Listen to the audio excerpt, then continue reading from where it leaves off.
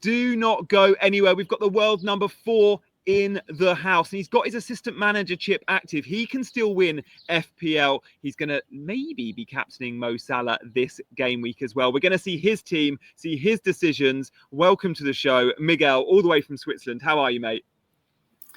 Hi, Johnny. I'm very glad to participate in your podcast. I'm going well here. The weather is not so nice. It's a bit cloudy, but this is a perfect weather to think about FPL. So that's great.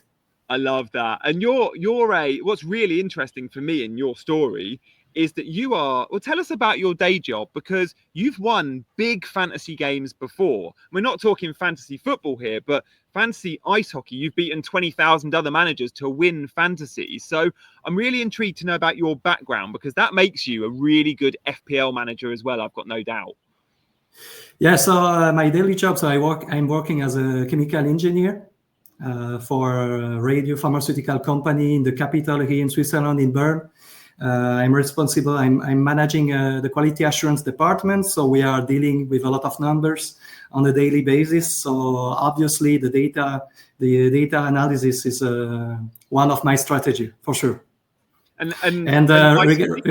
Regarding I am playing fantasy games since a while now. Since 15 years, I'm participating every year to some ice hockey fantasy games.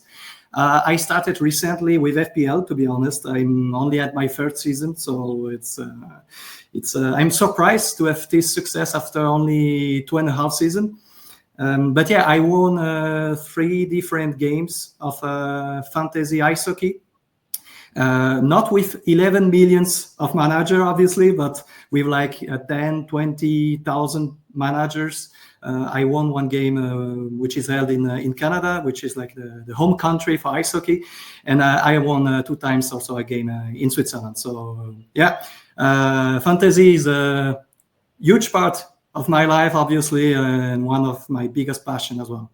Yeah, it's so interesting about your day job being data-led as well. I'm going to push you on that a little bit later in the show. And look, for someone from Switzerland to be in the top 4 in FPL, I think it's very likely you're going to finish the season as the best ever FPL manager in Switzerland. We've never had a Swiss winner, for example. So yeah, I'm rooting for you. I really am. And for it to be your 3rd season is ridiculous, to have a season like this. So many managers, I've been playing for 13, 14 years. I've never had a rank like this. So mate, fair play.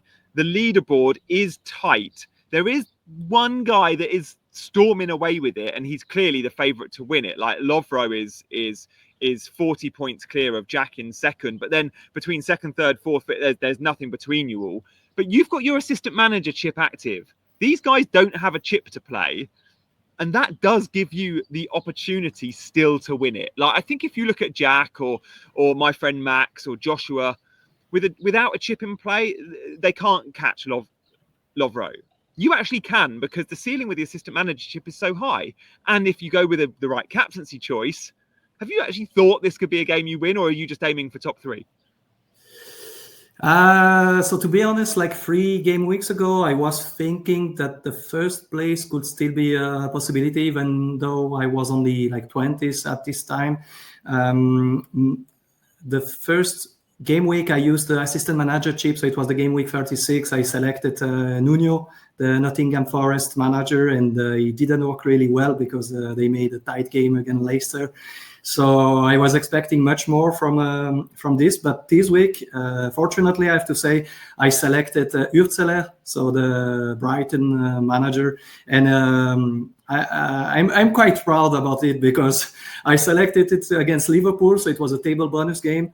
There were so many reasons to pick Urzeler as manager this game week. I mean, Liverpool partying the entire week in Dubai, some key player probably a bit drinking alcohol this week. So there were a few reasons. Also, Brighton had still some European hope.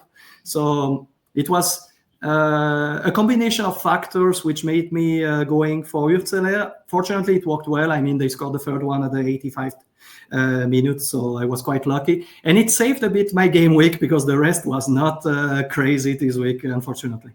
Yeah, although you were a little bit unlucky, like double Man City Yeah. clean sheet wipeout with seconds to go, and you benched Marmoush, and so many had their first sub come off the bench because they had an Isak or whoever not playing. So, and Raya's 7 points in goal there, so you had a really good bench, like, and obviously it's been an unbelievable season. The points to date are amazing. Game week 37 was great with Hersler. We'll speak more about your assistant manager chip and how you're going to use it in 38. But in terms of how the season has gone, I'm really keen just to know, like, some of your key picks, how you've made your decision around captaincy, what your approach to hits is. Give us a little bit of an insight into your style of FPL management. So it's also a combination of things happening. I mean, luck is obviously a huge part of it. I cannot lie. Data also, but I have to say that in general, I was mainly targeting the best fixtures. Last season, I was more on the data. This season, I was a bit more on the fixtures, and I have to say that very often the things turn out quite a lucky way. Game week like this one, I was able to avoid them as much as possible. For example, the fact that I benched Marmoush this week didn't happen so often this season. I was really, really sometimes lucky with the guy I benched. Beginning of the season, my bench was quite weak. If you look my numbers, I didn't made a lot of points. I didn't left a lot of points on the bench. But more the season is going, obviously, more budget you have in a stronger team. You also, so with the fact that we almost all used our wild card in game week, either 30, 31, 32. So we made like quite a strong bench in order to use our bench boost chip. Yeah. And from this game week 31, I think I have a bit more points on the bench. But last week, unfortunately, I had Marmoush in my starter lineup, but I changed it last minute because I was like, I wasn't sure that he would be in the starting lineup after the FA Cup. They lost, and I decided to start Jacob Murphy instead. Newcastle, it was a must-win game in Arsenal. It didn't work well, but I mean, I have no regret. Another day could have been a way better result. Yeah, no, fair enough. I love that. So the start of the season, in terms of like quite a slim bench, and not your money in your 11, but then obviously post wildcard, because of the bench boost, I completely understand the bench is stronger. Guys, if you're enjoying the video, by the way, show your appreciation for Miguel. You can hit the like button, you can subscribe, follow him on X as well. His handle is at the bottom of the screen. It's Miguel Picand, all one word, on X. And I'll put the link in the description as well. But yeah, drop a comment too. Miguel, what about hits? How aggressive are you as an FPL manager? Do you chase getting the best team every week, and are you open to -4s every other week, or have you been rolling transfers? What's been your approach there? I didn't take a single hit the entire season. Wow. I didn't take a single hit. If you look, I'm hesitating for the last game week, but I think the things turn out so well until now that I will not start in game week 38 to take some hits. I mean, these -4, I think you can take them, but more when it's on the long term. When like a team has a good fixture round for like 4 or 5 game weeks, probably it's worth to take one. But in general, I try to manage my transfer in a way to avoid taking these hits. And if one week I don't have the best lineup possible, as it was my case this week, I am just staying patient, and I try really to avoid losing these 4 points every time. This was my strategy this year. It worked out pretty well, and I don't know if it's the best strategy. I know some very good manager we take some hits. It wasn't my case this season. Yeah, nice, mate. I love that. Fair play. I think I've spoken to some good managers, including my friend Seb, who's in the top 20. He's not taking a hit all season either. He's in the top 20 in the world, not taking a hit. You're in the top 5, not taking a hit. Makes you think. Guys, we're going to see some more stuff with Game Week 38 in just a second. But if you haven't already downloaded the OneFootball app, do check it out. Get it on your phone. Link in the description. It's for your football news, your highlights, your data, all of that. It's a brilliant football resource, and it obviously helps you for FPL. It lives on the home screen of my phone. It's free. It's a no-brainer. And thank you for OneFootball for sponsoring my channel all season long. Mate, let's talk Game Week 38. teams to target. I've got the projected goals of some of the teams. I've got some clean sheet odds. Maybe we'll come back to that. But first, here are the matchups. Which are the fixtures that really take your eye if you're bringing a player in this game week? So for me, I have only one free transfer. So as I said before, I will most probably not take a hit for the last game week. I have Urzeler still as a manager. So I'm just thinking, is he the guy I should keep, or should I maybe take another defenseman, because I have double Man City defenseman. Saliba is injured, so most probably I will have to line up the two Man City defensemen. We play in a away game in Fulham, so most probably, I mean, the odds are fine, but it can be. I mean, when you have a situation like yesterday, when they receive a goal at the last second, you become really crazy. I was almost screaming in my house. Fortunately, I have some kids sleeping, so I didn't scream too loud. But yeah, this week I'm thinking mainly about Newcastle. Yeah, I think it's a must-win game at home. They are quite solid now since a few weeks, especially at home. So I think Newcastle is a very nice option. Even if Everton is also in a quite good position since a few weeks. Arsenal, I mean, they don't need to win. It's for them, the job is done. But still, in Southampton, I think that it could be a nice option as well. Yeah. Liverpool, I mean, it's the Leaf Trophy day, so for sure we expect Mo Salah and his teammates to be quite okay at home, especially because it's at home. Bournemouth, I mean, I don't have any player. I was thinking maybe to change Saliba for one of the defensemen, but I have to see how the things go. I'm not sure I want to keep Urzeler as a manager when they visit Tottenham. I mean, we have to see the outcome of the Europa League final, but I'm not sure that I will keep Urzeler. So which of the fixtures here? I've not looked at table bonus, and you've obviously just had a massive win with Hursler. You've had 19 points. If you get another 19 points from your assistant manager, we could be in the territory of winning FPL. So it must have crossed your mind, instead of going safe to an Arteta or keeping it on Hursler, to chase table bonus. Now, a couple of fixtures that come to mind. Leicester, Bournemouth, you're not going to back Leicester. Fulham City would be a really hard sell. Ipswich, West Ham, I guess doesn't come with table bonus. No, because I do quite like Ipswich as a outside punt of beating West Ham.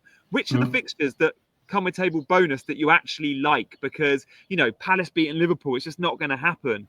Are there any that you think, actually, I've got a chance? Because it feels like a tricky week for that. I mean, Wolves to beat Brentford, is that a table bonus? I'm not sure. Yes. So there are two that I was thinking about. It's the Spurs at home against Brighton and Wolves against Brentford. Yeah. These are two table bonus games. Right. Difficult to say, honestly. I think Brighton still needs a draw to be sure.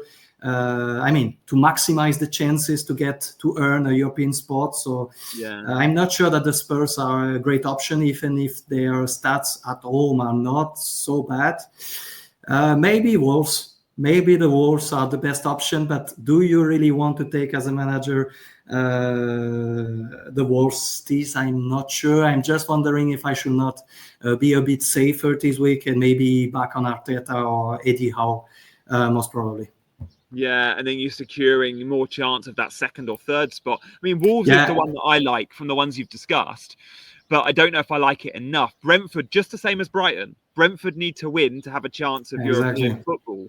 But Wolves at home, it's the big send-off. I do like the home advantage this week. Like game week 37, for all the teams that played at home, you saw an increased performance, you know, because it's saying goodbye to the fans for the season.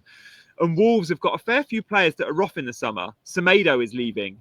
Cunha is leaving. And with that, like, you could see a really big performance from the likes. Like, I think Cunha will start. He didn't start in 37, but I expect him to start at Molineux, the last day of the season for Wolves in front of the fans that he's been so good for. And maybe you see a slightly increased performance. But yeah, it's a tough one to back there. So I'm intrigued to see where we go. So at the moment, the safest bet for you is Arteta, right?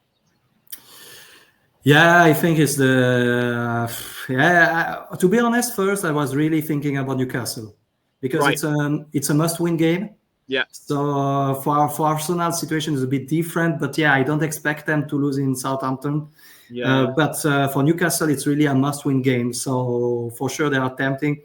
But yeah, Wolves is an option. I mean, I played sometimes a bit risky this season, and it worked pretty well almost every time. So I really think that I will take my final decision on Sunday, just before the deadline. So honestly, I cannot tell you now which one I will pick. I was thinking about Newcastle the entire week. Now I'm thinking a bit about Arteta. Maybe I will think about Wolves until Sunday. I have really to think about. I mean, with a point, people will be watching going, it doesn't matter. Arteta and Howe are both going to win.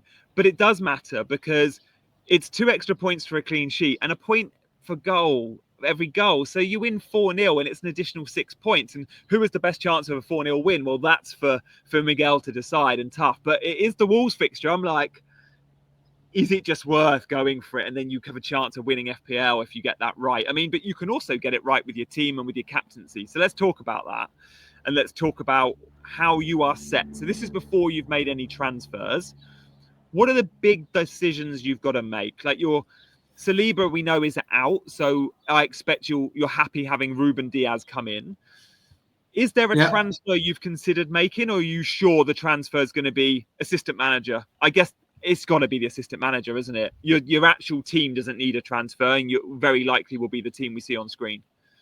Yeah, exactly. So I can change Saliba with Ruben. The only risk is as yesterday, and that they lose the double clean sheet when they get a goal. But I mean, Man City also has an important game, so I don't expect them to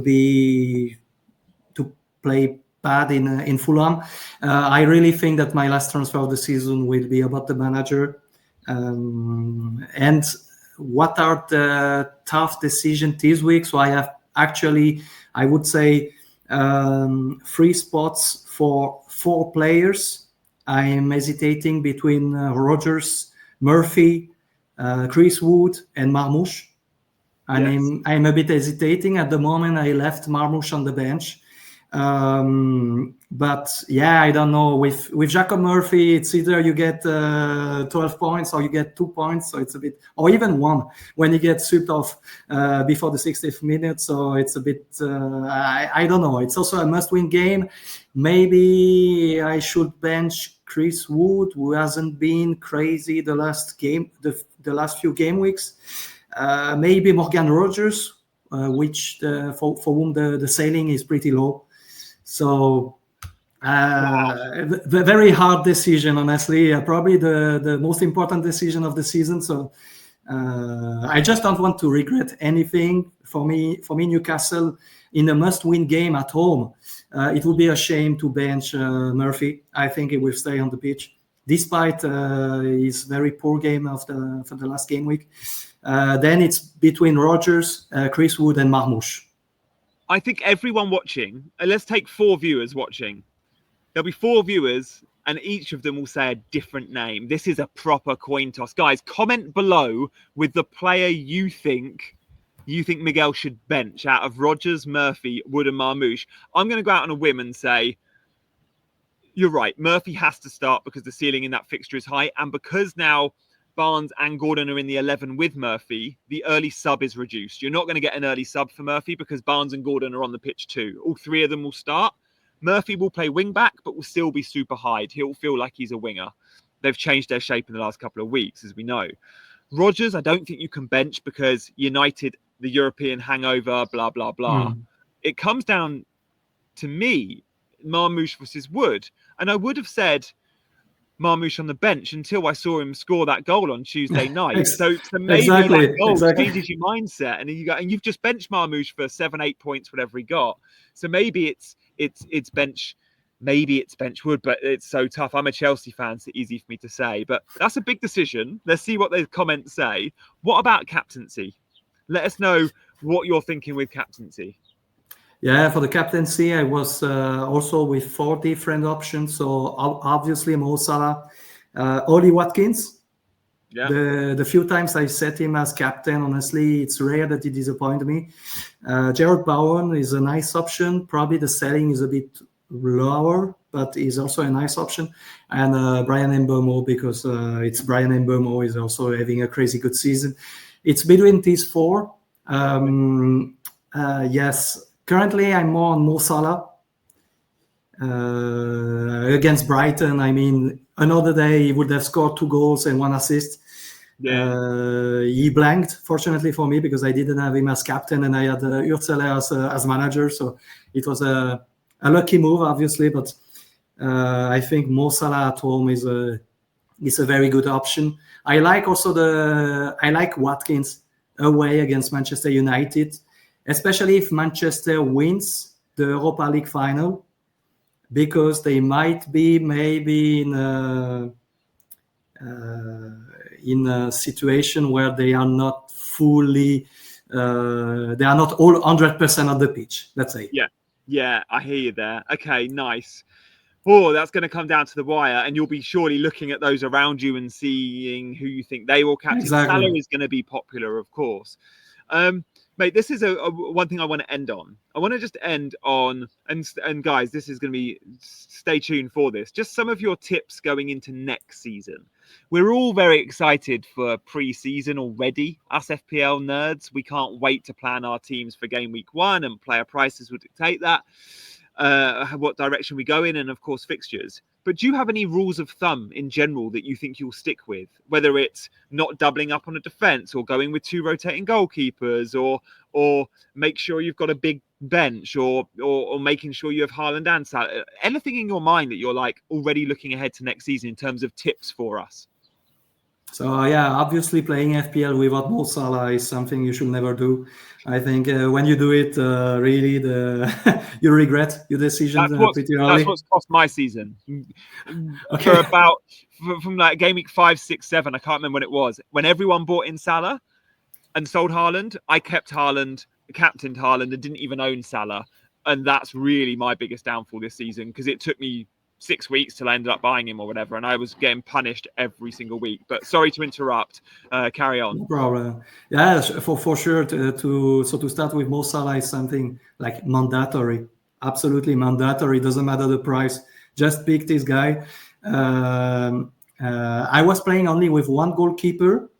What I did this season with the rule change that you can have 5 cumulative transfers, it was really to set a team which can go, I would say, until game week number 10 without a lot of change. Yes, I love that idea. Yes, so I was doing only mandatory transfers, injuries, or maybe bad fixtures, etc. But I was really trying to target the best fixtures until game week number 10. And then I was accumulating transfer because I don't need to do them because I have a pretty good team fixture-wise. So when I was arriving in game week 10, 11, I had 5 transfer. I don't know how many I had, but I had quite a few to change my team to be competitive from game week 10 to game week 13. And then I use my wildcard. So from the game week number 1 to game week number 13 or 14, I was very competitive, always with a good amount of transfer in my hands. And I was always targeting the best fixtures. And then I wildcarded, and I tried to maximize from the game week number, I don't remember, but probably game week number 14 to game week number 20, maximizing the fixtures. So it means from game week number 1 to game week number 20, I had always a roster who can really face the toughest challenge and who is really interesting from a fixture point of view. Love that. How many hours a week do you spend on FPL? To be fair, I will disappoint you, but not a lot. As I told you, I'm an ice hockey fan. I comment some ice hockey games also for TV and radio. Wow. So I spend my time watching ice hockey in general and working and taking care a bit of the family as well. And you're a father, and of my wife. Yeah. But FPL for me, I mean, I like football. I played football for 20 years when I was young, but I prefer to watch ice hockey, to be fairly honest. So I was not spending a crazy amount of time. I was just changing, making maybe 1 transfer every 2 game weeks. So it was really not a lot of time. Obviously, in game week 20, when I became first of the Swiss ranking, I started to spend a bit more time because you are excited and you want to know how big is the gap with the second one. So obviously, I started to consume a bit more time, and my wife told me like yesterday, I see more and more your football pitch on your mobile phone. What is happening? You become a crazy football fan. And I told her, no, I am just in a very good spot now in FPL, and I have to keep it until the end. I'm very sorry for that. So no, I would say I consume maximum 1 hour a week for FPL. Yeah. Wow, mate, that has been so interesting. I can't wait to speak to you again in the summer. Let's chat pre-season and talk about your draft. Look, fingers crossed for you. I'd be delighted if you won it, if the assistant manager chip comes home, if your captaincy call comes home. Guys, thank you so much for watching. Drop a like and subscribe to this video and to the channel. Miguel, thank you so much, and look forward to chatting to you soon. Thank you very much, Johnny. Have a nice evening. Bye. You too. Bye-bye.